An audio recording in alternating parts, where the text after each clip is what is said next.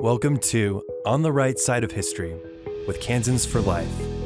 Come with us as we connect the pro-life movement's past to present, uncover hidden or forgotten history, and its connections to the battle still raging today.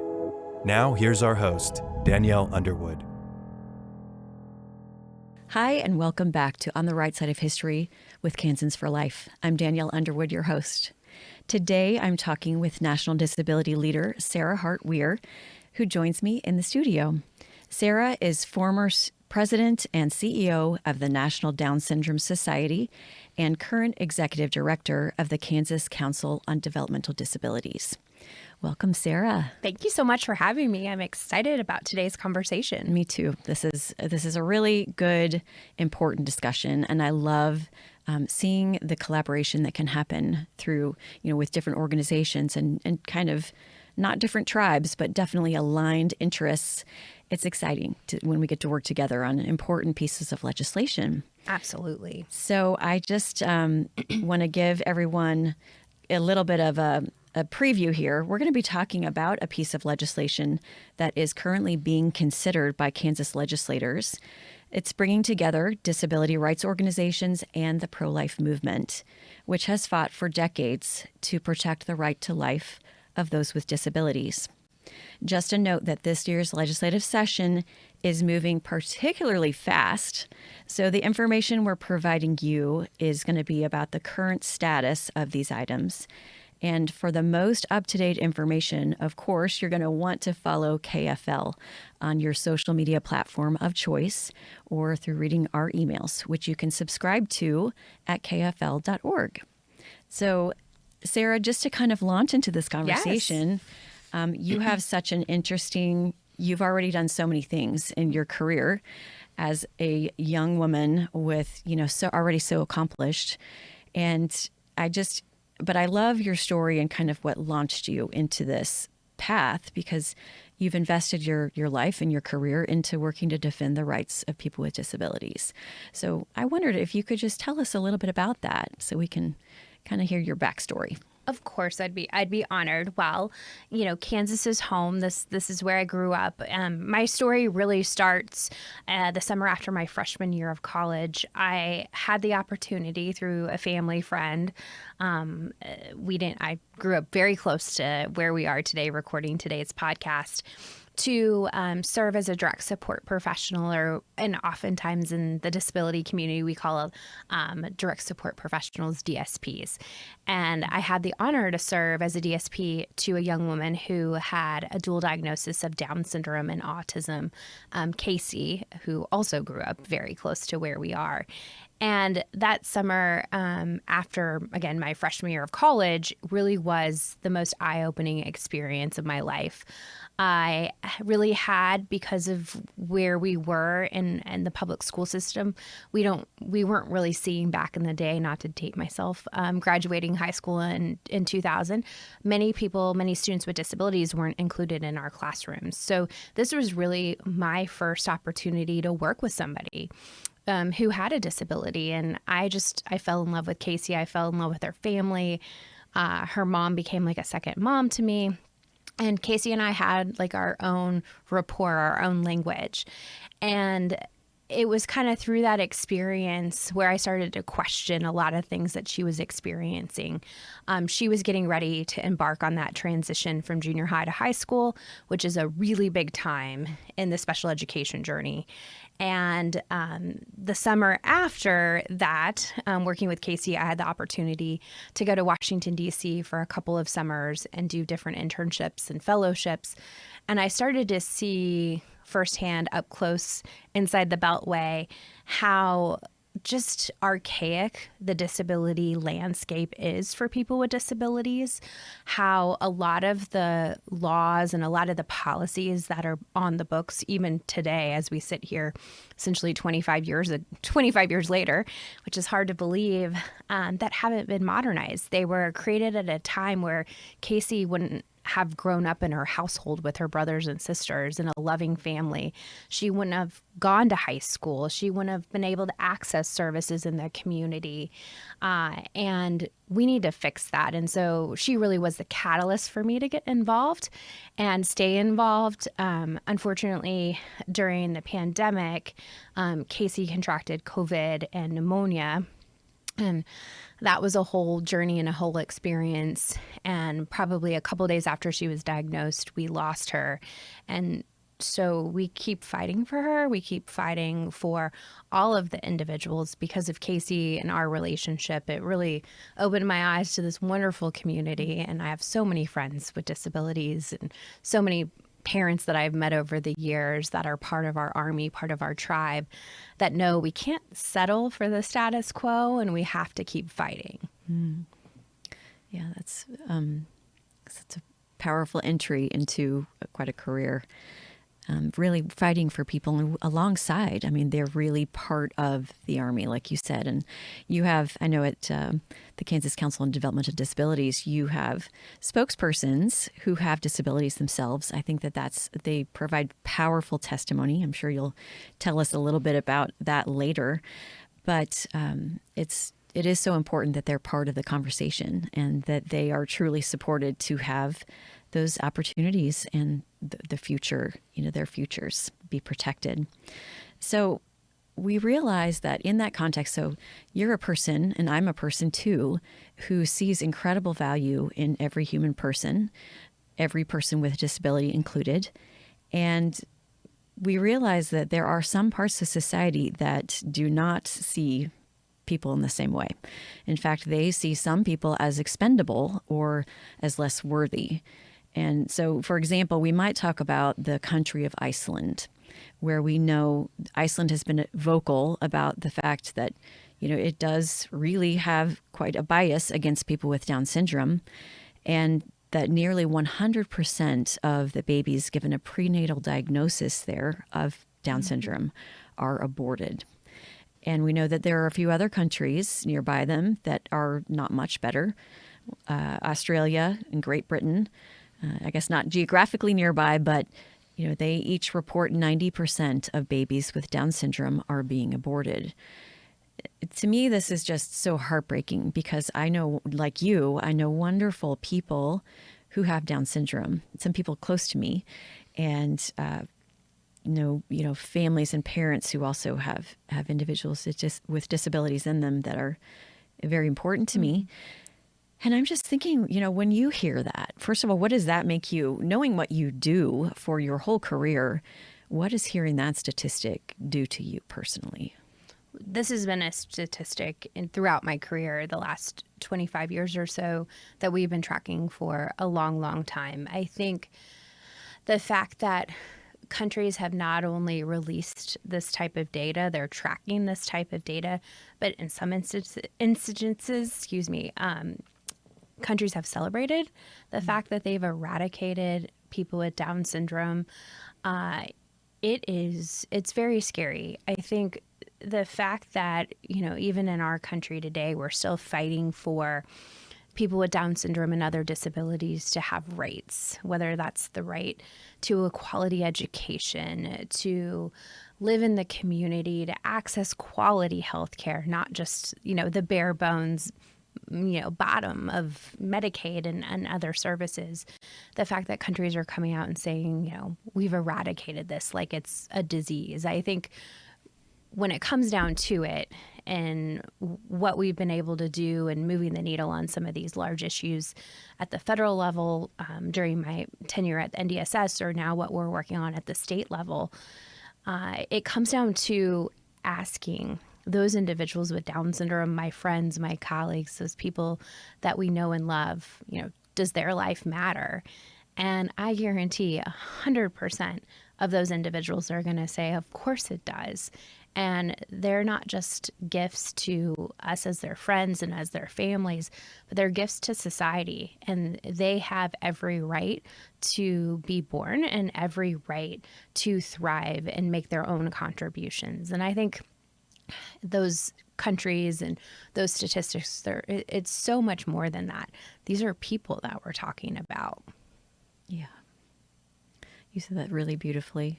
I do think it's heartbreaking to think about, them being targeted for that kind of elimination. And I do think it has an impact on the whole of society when that happens. It just really devalues human life overall when, people are somehow measured by certain characteristics, and just, coming from the pro-life perspective, where we believe every human life has value, has purpose, is unique and wonderful, and is beautiful by design. That's so important to us in the pro-life community as well. So in the U.S., researchers estimate between 67 and 85% of babies with that prenatal diagnosis are in fact being aborted. And I'm just wondering, we know that some families, when they get that diagnosis, maybe don't feel that they have enough support. Or what do you think are some of the reasons that create fear among those families, or other motivators for them? Yes, I think there's a lot of fear of the unknown, but when it comes down to it, I've sat across the table from a lot of women and a lot of parents over the years that have received a prenatal diagnosis of Down syndrome through the journey from either their OBGYN or a genetic counselor. And each of those experiences and those stories are individual stories. But I think when you look at it from like a larger, higher level perspective, they're not receiving accurate, up-to-date information about what it means to have Down syndrome in 2025. I have a couple of colleagues who have lived experience. They're individuals with disabilities. I've worked alongside people with disabilities and people with Down syndrome throughout my own career, and they each have their own perspectives and their own voice. And I think if we can have more women and families hear those stories and see the accomplishments of what people with disabilities can do and how they can thrive in this society, I think it's going to change everybody's perspective. And so from these particular issues and what we've been working on, and I know we're going to get into it here momentarily, here in the state of Kansas, that's our goal, is to be pro-information and make sure that when that OBGYN or that genetic counselor sits across from that family, they're getting a 2025 snapshot of what it means to have Down syndrome, and that they see that my colleague Lola, who testified last week on our particular bill, is taking just graduated with honors from Bishop Miege. She is taking college classes, holding down like 3 jobs, starring in a national play that actually I get to go see this evening. And she speaks fluent French. Like, if she's doing all the things that everyone else is doing or not doing, for that matter. And that's what we really want families to see, not some doom and gloom 1960s medical textbook. People with disabilities are not written in textbooks. They're humans, and they deserve to be valued and have that purpose. And would given opportunities and, ways to help them thrive. Absolutely. What a difference that makes. And to have a loving family Yes. that also pushes you to and be what who they you are. bring to the family too. The family brings gifts to them. They bring gifts to the family. It's a beautiful circle. Yeah, I think that was a really helpful setup because, like you're saying, I agree with you. I think so many times it's there's fear or lack of information, maybe needing connection to other families who are slightly ahead of them on that journey, who could help them see how much incredible potential is ahead and for that child. So what we're working on then in the legislature ties in directly to this because, and I'll let you just go ahead and introduce HB 2307, and you can tell us exactly what we're working on. Yes, we are at the council so excited about this bill. We have a number of legislative priorities. And as you said in the intro, things are moving so fast in Topeka, it's almost hard to keep up. But this issue and this particular bill, the Prenatal and Postnatally Diagnosed Conditions Awareness Act, it's a mouthful, really helps us address some of these concerns that we've heard from women and families over the years. That when they've had that experience, when a doctor's office calls mom, I think you heard the story during one of the committee hearings, driving down the highway, gets this news that she has a prenatal, her baby has a diagnosis of Down syndrome prenatally. It's not the right time, not the right place. It's not coupled with that accurate information about what that truly means. And so this bill really kind of picks up the torch and addresses some legislation that was passed in 2012 through 2013 that gave KDHE the authority to do the legislation and implement some programs. The Kansas Department of Health and Environment. Thank you. You're so good. We always need our acronym list in Topeka. To give that program over to us at the Kansas Council on Developmental Disabilities. We are really the statewide authority for individuals with intellectual and developmental disabilities, family members, and caregivers to work with our partners across the state of Kansas, our local Down syndrome groups, to those provider associations, to disability organizations, to help disseminate this information and provide additional resources. So that way, if a family has an experience, they're getting the accurate, up-to-date information during the time that diagnosis is presented.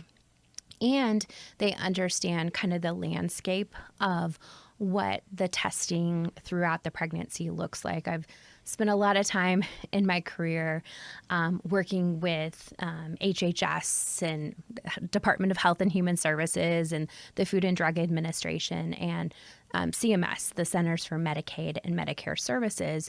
And what a lot of women and families don't even realize is that when they have the 10-week blood test during their pregnancy, that oftentimes is characterized as a screening test.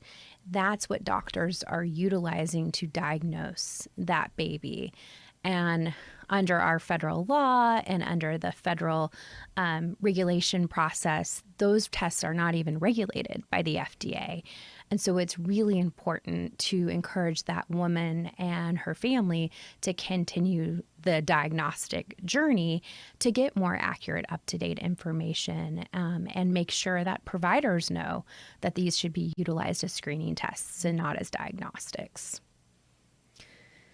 Yeah, I also think it is so important, too, that woman, when she receives that information, doesn't remain feeling isolated, that she realizes that she has a direct connection to good, solid, sound information, that she can ask any questions she has. She knows who to go to, and, she knows where she can. I'm sure that you refer parents all the time to other sources of information that can help them with their particular questions. That is essential to have that kind of connection, that kind of resource. And you all are the perfect organization to be able to fulfill that.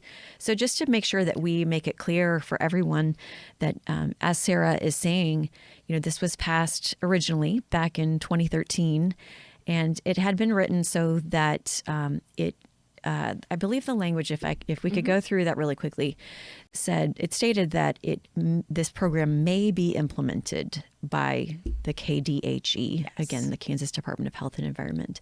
And so the amendment that this brought in changed maybe to shall be created, and this time changing the organization from that part of the government to the Kansas Council on Developmental Disabilities, which is a perfect alignment of purpose, and you have the mechanisms already in place to be able to do this.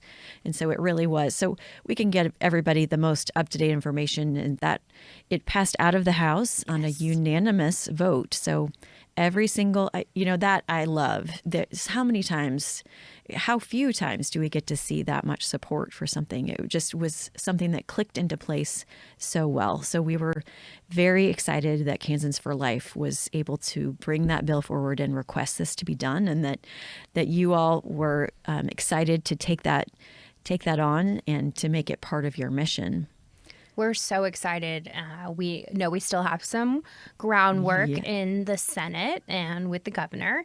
But at the end of the day, this concept is nothing new. Other states have actually implemented this type of legislation and are running programs that provide that accurate, up-to-date information. So having it here at the DD Council is just a natural place. We're statewide. We have kind of our independent authority.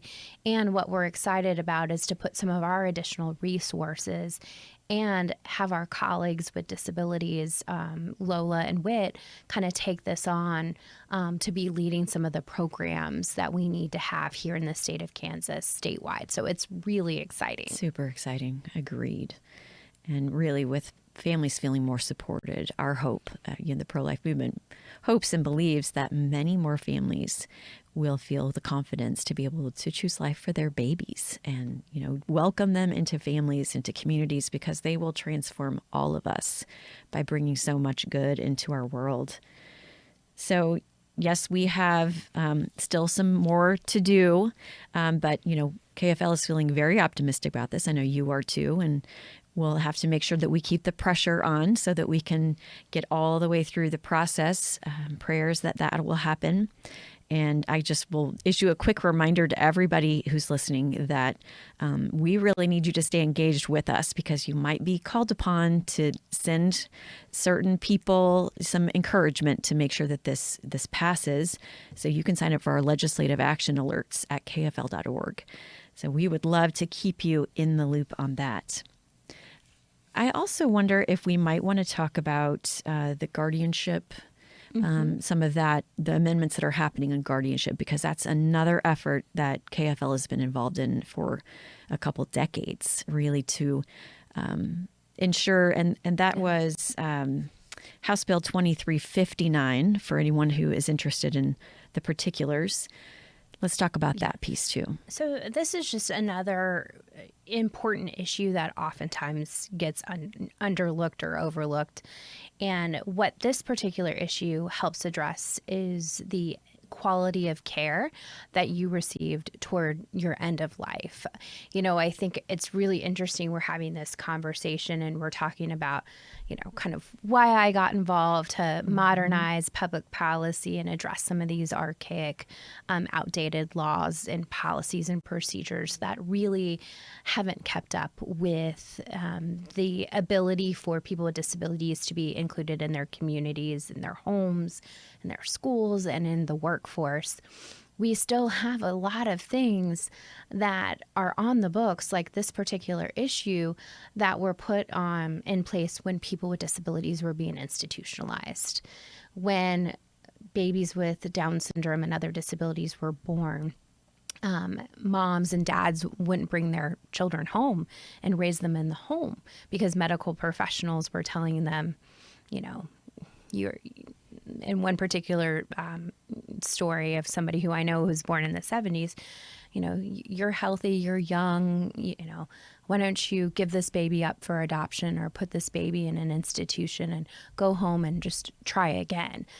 We can't have that anymore. It's absolutely unacceptable.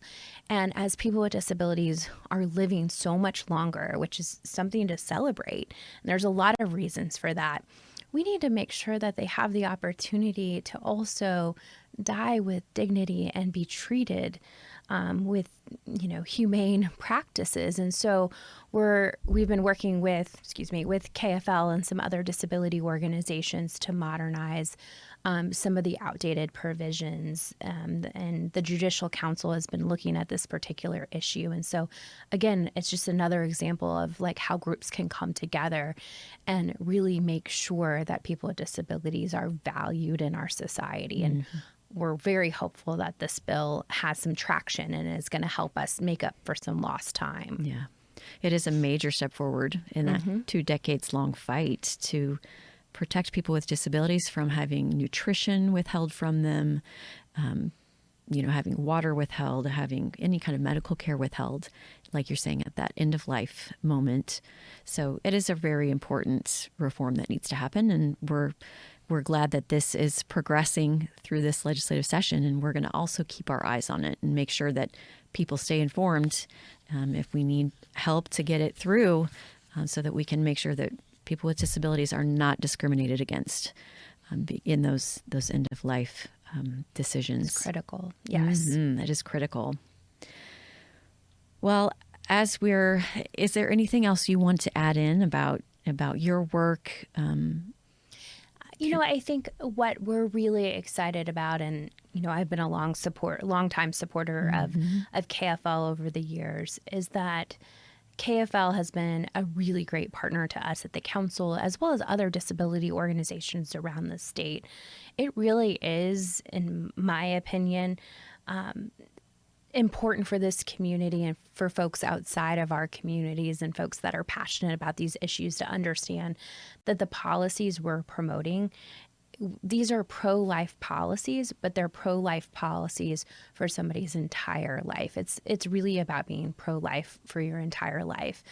And one of the other issues, and we've talked about this in the past, is that the legislature in the last 2 sessions, last year and this current session, have done a fantastic job of working alongside disability organizations to address our horrific IDD wait list.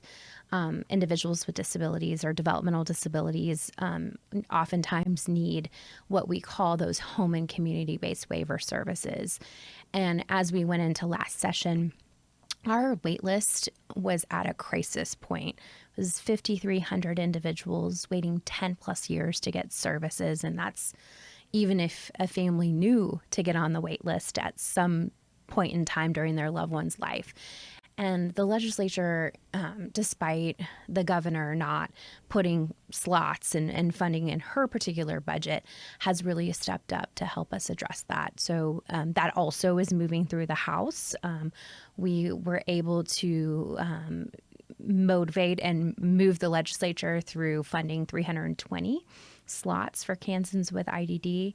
And we're going to continue to work on the Senate to help keep those slots in. So that's 320 new Kansans with disabilities that can receive waiver services in a short amount of time. And those waiver services, as you know, are crucial to that individual and to their community and to their home life. So we're really excited about that. And I think we do have a short-term plan to get that wait list to 0 and be one of those states that welcomes people with disabilities and their families and caregivers to come to Kansas and make this a great place for them to grow up and thrive and be part of our society. Yes, which communicates so much to the families and really does. It helps them to understand that those babies are welcome in this world and in this state. And being welcome, that's a game changer for someone who receives a prenatal diagnosis. So knowing that support is there is huge. And it really does, it can be a game changer for that family. Mm-hmm. So we're so in support of, all these good things that are happening here. And we just want to make sure that we stay engaged and that we continue to encourage our legislators to keep doing these good things that really do support life. And like you're saying, life through the whole life, pro-life for the whole life. We are all in favor of that. Well, just as a quick little tie-in and before we say goodbye, I want to mention our upcoming KFL banquets. The theme is All Means All, Beautiful by Design, which aligns so powerfully with what we're talking about today. And we go back to that, how we believe every human life is valuable. It's an unrepeatable gift to the world. And we celebrate life. We celebrate that value. And we're really, at KFL, is relentless in the fight to protect it. So if you believe this too, we want you to join us at this event. Tuesday, March 11th in Overland Park and Tuesday, March 25th in Wichita. So you are welcome from any corner of this state. We would love to have you. The banquets feature mother-daughter duo Rachel Campos Duffy and Evita Duffy Alfonso. And Rachel is a Fox and Friends weekend host. She's the best-selling author, wife of President Trump's newly appointed U.S. Secretary of Transportation, Sean Duffy. And most amazing of all, she's the mother of 9. And their youngest daughter, Valentina, has Down syndrome. So this just ties together so perfectly. We believe that all means all. Every life is beautiful by design. And just a quick note on Evita. She's Rachel and Sean's eldest daughter. She is a newlywed and host of the Bongino Report Early Edition podcast. So you can find all the information about these events at kfl.org. Grab some friends, get your tickets today. And once again, that's kfl.org. So thank you, Sarah, so much for coming in here today to the podcast studio with me and having this discussion. This was fun, a little bit out of our typical box, and so important. Thank you. It's just it's an exciting alignment is the word I keep coming up with. It's an exciting moment for us to be able to work together. We couldn't agree more. We're honored that you all are willing partners and working alongside us to tell the stories of the people we represent. And it's so meaningful. And this has been a highlight of my week. So thank you. Awesome. Mine too. Thank you, all of you who listened in today. Until next time, never forget the pro-life movement is on the right side of history. Stay strong. The truth will overcome. Thanks, friends. We'll see you next time.